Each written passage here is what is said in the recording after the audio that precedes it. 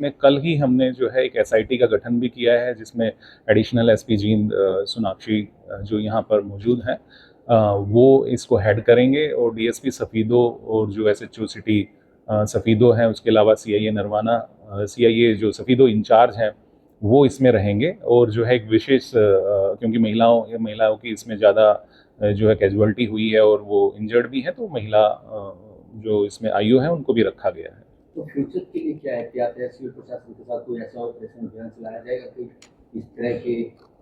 जी बिल्कुल, क्योंकि आमतौर पर आप लोग भी जानते हैं कि ऐसा देखने में आता है कि हर गली मोहल्ले की बात करें तो इस तरह के छोटे छोटे जो मैन्युफैक्चरिंग यूनिट कहिए या असेंबली यूनिट्स कहिए वो देखने को मिलती हैं।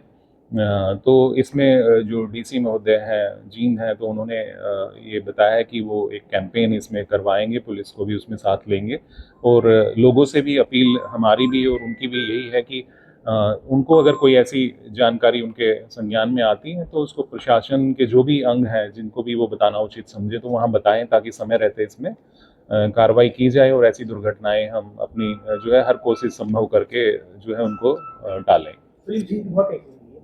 ये इंसिडेंट की बात करें तो अब तक जो प्रिलिमिनरी इन्वेस्टिगेशन में जो सामने आता है कि क्योंकि होली चली गई थी, तो होली के बाद में जो वहाँ पे गार्बेज था या जो बचा कुचा जो मटेरियल था उसको ये सारी महिलाएं जो है वो समेटने का काम कर रही थी। तो कोई कलेक्शन एजेंट मैं बोलूँगा कोई अपना व्हीकल लेके वहाँ आया हुआ था, तो अनऑफिशियली अनवेरीफाइड ये इन्फॉर्मेशन मैं बता रहा हूँ कि ऐसा चांसेस है कि हो सकता है वो कोई स्मोकिंग कोई कर रहा हो, कोई बीड़ी सिगरेट, और उसने वहाँ क्योंकि गेट पे जो हमारी एफएसएल की टीम है, एफएसएल की टीम, तो उन्होंने जो हमें बताया कि जो फायर की शीट बनती है किसी भी फायर के इस तरह के इंसिडेंट में, तो वो जो फायर की शीट है एक साइंटिफिक एविडेंस वो बताती है कि कहाँ पहली जो चिंगारी बोली या इनिशिएशन ऑफ फायर हुआ है, वो गेट के पास ही जो मलबा वहाँ देखने को मिला है वहाँ पे हुआ है। तो अभी तक यही लग रहा है कि कोई जो बाहर से पर्सन आया है, हालांकि वो भी थोड़ा इंजर्ड है, हमने पता किया है जो व्हीकल का जो ये ड्राइवर था, तो उसने कहीं ना कहीं ऐसा लग रहा है कि स्मोकिंग करते हुए कोई स्मोकिंग का बचा हुआ जो सिगरेट का या बीड़ी का टुकड़ा है वो वहाँ डाला है, उससे ये सारा शुरुआत हुई। माननीय हरियाणा सीएम की तरफ से 5 लाख रुपए जो है जो डिसीज्ड हैं उनके लिए अनाउंस हुए हैं, और 2 लाख रुपए जो है जो जिनको इंजरी हुई है उनके लिए अनाउंस किए गए हैं। इस हादसे में सामान्य लोगों ने काफी बचाव किया जी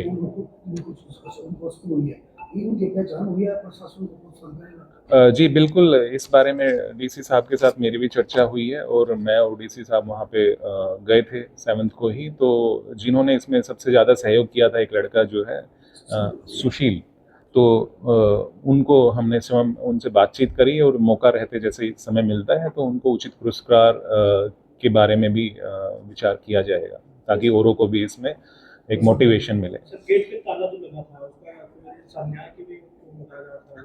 देखिए, कंप्लेनेंट ने ऐसा बताया है कि गेट पे ताला लगा था, क्योंकि गेट में ताले के 2-3 ऑप्शन थे। तो मेन जो ताला अभी तक अगेन अनवेरिफाइड, ये मैं कहूँगा कि मेन ताला तो लगा हुआ था, लेकिन जो छोटे वाला गेट था वो सिर्फ लैच के साथ ऑपरेट हो रहा था, क्योंकि बाहर से ड्राइवर भी बताते हैं अंदर गया है। लेकिन अगेन ये इन्वेस्टिगेशन अभी हो रही है, तो इसमें हम वेरीफाई करेंगे। पहले तो थैंक यू, आप सब लोग आए हैं। ये जो 7 तारीख को बड़ी एक दुखद घटना सफीदो एरिया में हुई, जहाँ पर एक छोटी सी एक फैक्ट्री नुमा एक जो जगह थी, उसमें जो ये होली के कलर होते हैं, हालांकि होली चली गई थी, जो हमने पता किया है उसमें वो जो बचा हुआ सामान था वो उनकी पैकिंग, जो मोस्टली उसमें महिलाएं थी लगभग 18, तो वो पैकिंग का काम उसमें कर रही थी उस दिन। तो लगभग 11 बजे के जो समय था सुबह का, तब हमारे कंट्रोल रूम में कॉल प्राप्त हुई है कि वहाँ आगजनी हो गई है, आग लग गई है। तो जैसे ही वो सूचना प्राप्त हुई तो सबसे पहले हमारे एसएचओ जो है मौके पे पहुंच गए, एसएचओ सिटी सफीदो, और उनके साथ उनकी टीम और जो अड़ोस पड़ोस के लोग थे, और साथ में एम्बुलेंस को भी बुला लिया गया था। तो उन्होंने वहाँ बचाव कार्य शुरू कर दिया। और इसमें एक विशेष बात ये रही कि लोकल जो लोग थे उनमें से कुछ युवक, उन्होंने बहुत सहयोग किया, और वहाँ दीवार को तोड़कर जो अंदर में बेहोश थी, बेहोशी की हालत में महिलाएं थी, उनको निकाला गया। लेकिन बड़ी दुखद बात ये रही कि पहले ही दिन 4 जो महिलाएं थी वो मौके पे ही वो बेसिकली जो हॉस्पिटल में उनको ले जाया गया तो ब्रॉड डेथ उनको डिक्लेयर कर दिया गया। और फिर कल की डेट में 3 और महिलाओं की इसमें मृत्यु हो गई है। ऐसे करके अब तक के जो है 7 महिलाएं इसमें मृत हो चुकी हैं। और इसके अलावा लगभग 12 जो महिलाएं और पुरुष मिला के वो अंडर ट्रीटमेंट है पीजीआई में और अपना पानीपत में और हिसार में भी। तो उनकी हालत जो है उसमें काफ़ी सुधार है, 1-2 और पर्सन को छोड़ के अगर कहें तो। और प्रशासन की तरफ से और सरकार हरियाणा की तरफ से इसमें एक जो हर तरह से जो भी इसमें कमियां कहीं नज़र आ रही हैं तो उनको लेके निर्देश दिए गए हैं कि इसमें जांच की जाए अच्छे से। तो उसी अंतराल में हमने जो है एक मुकदमा इसमें 7 तारीख को ही दर्ज कर दिया था। कल जो है एक गिरफ्तारी भी इसमें कर ली गई है। जिसकी गिरफ्तारी की गई है उनका रिमांड जो है आज पुलिस ले रही है, तो उनसे जो इसमें जानकारी हासिल करनी है वो की जाएगी। इसके अलावा भी इसमें जो लोग शामिल होंगे तो उनको बिना किसी जो है दबाव के या किसी बात के जो है उनको गिरफ्तारी उनकी जो है हम इंश्योर करेंगे। और इसमें जहाँ तक मुकदमे की बात करें तो इसमें हमने स्ट्रिंजेंट सेक्शंस जो बीएनएस के हैं वो लगाए हैं। इसके अलावा एक्सप्लोजिव एक्ट का जो सेक्शन बनता है वो भी लगाया है। और क्योंकि कंप्लेनेंट ने कहा था कि इसमें जो है बाहर से बंद था ये प्रीमाइसेस, उसका ताला लगा हुआ था, तो बॉन्डेड लेबर के सेक्शन भी हमने इसमें इन्वोक किए हैं।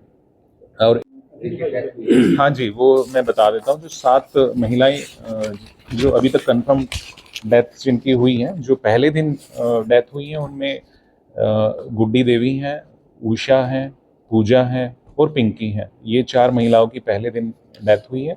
फिर जो कल डेथ हुई है 2 महिलाएं हैं जो पीजीआई में एडमिट थी, एक सरिता है, दूसरी धनपति हैं। और जो तीसरी डेथ हुई है पानीपत में जो एडमिट थे ममता। तो अभी तक ये डेथ कंफर्म हमारे पास रिपोर्ट तो अभी तक की जानकारी के अनुसार ये सफीदों के ही आसपास के गांव के या भाट कॉलोनी जो है वहाँ के रहने वाले हैं, डिग्गी कॉलोनी के। जी, अभी तक इसमें 1 अरेस्ट हुई है।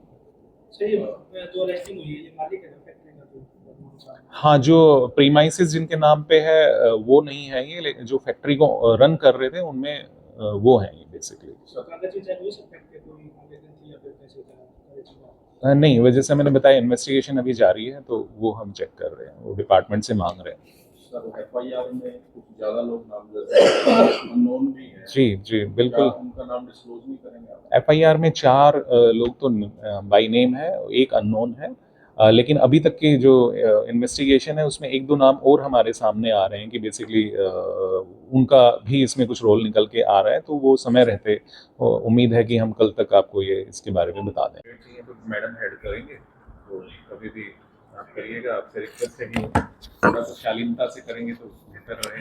कई बार ऐसे नहीं हो जाता। गदर मीडिया तो आप देखें और उसमें अच्छी नई ताज़ा खबरें सुनने को मिलेगी, देखने को मिलेगी। और हरियाणा में क्या चल रहा है क्या नहीं चल रहा है ये भी आपको पता चलेगा। और चैनल को लाइक करें, सब्सक्राइब करें और शेयर करें। थैंक यू, धन्यवाद।